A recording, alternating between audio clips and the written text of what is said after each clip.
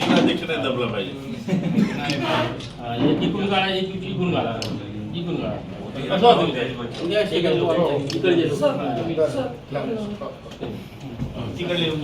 तिकडले येऊन जाते. मोदी घाबरून जातात. सगळे आता जागा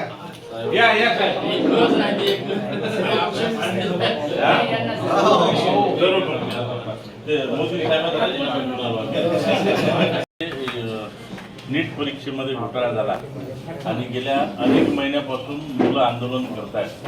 शिवाय अनेक मुलांनी आत्महत्या सुद्धा केल्या. परंतु या निगरकर्ते सरकारला जाग येत नाहीये.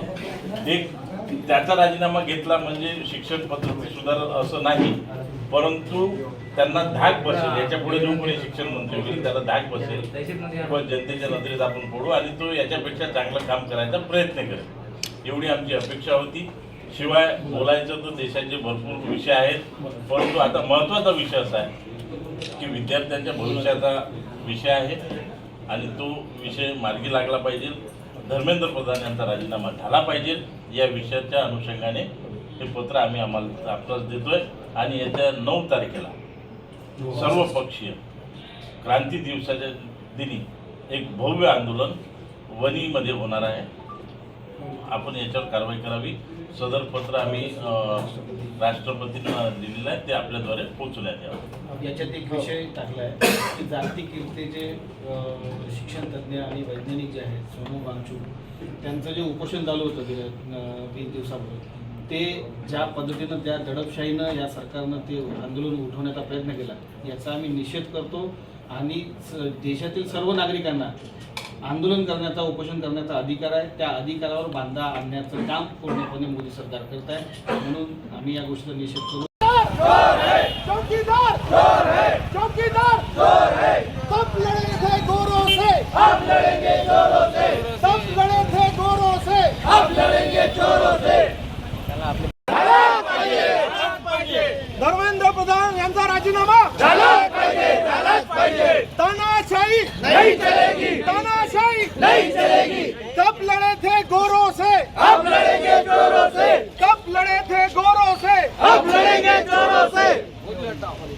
मोदी हटाओ, देश बचाओ, मोदी हटाओ, देश बचाओ. चौकीदार चोर है, चौकीदार चोर है.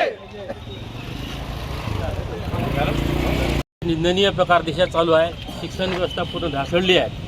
माननीय धर्मेंद्र प्रधान यांचा राजीनामा मागण्यासाठी सर्व अभिजित दिप्ते व त्याची सर्व टीम सोनू वांगचूक ज्याप्रमाणे त्याला उचलल्या गेलं, तर लोकशाहीचा गळा दाबला गेला. कारण लोकशाहीमध्ये पूर्ण अधिकार आहे आपल्याला, पूर्ण एक आयुध आहे आपलं. तर जे आपल्या न्याय हक्कासाठी जर एखादं आंदोलन होत असेल, शांततेच्या मार्गाने होत असेल, त्याला अधिकार आहे. तो अधिकार पूर्ण गदा आणली आहे. त्यांनी ज्या पद्धतीने सोनू वांगचूकला उचललं, त्या अतिशय दडपशाहीच्या येणाऱ्या काळात लोकशाही वाचते का नाही, लोकशाही संपली, हुकुमशाही लागली. तर ज्यावेळेस इंग्रजाच्या काळात हुकुमशाही होती त्यावेळेस अनेक असे आंदोलन तयार झाले. तसेच आंदोलन येणाऱ्या काळात होणार आहे. तर भविष्यात धर्मेंद्र प्रधान जोपर्यंत राजीनामा होत नाही तोपर्यंत हे आंदोलन मोठ्या प्रमाणात चालणार आहे. मोठ्या प्रमाणात सर्वपक्षीय वणी विधानसभेतील सर्व पूर्ण यवतमाळ जिल्हा, चंद्रपूर जिल्हा याच्या सर्व मोठ्या प्रमाणात महाराष्ट्रातसुद्धा आंदोलन पेटलं आहे. भविष्यात हा प्रकार निंदनीय आहे.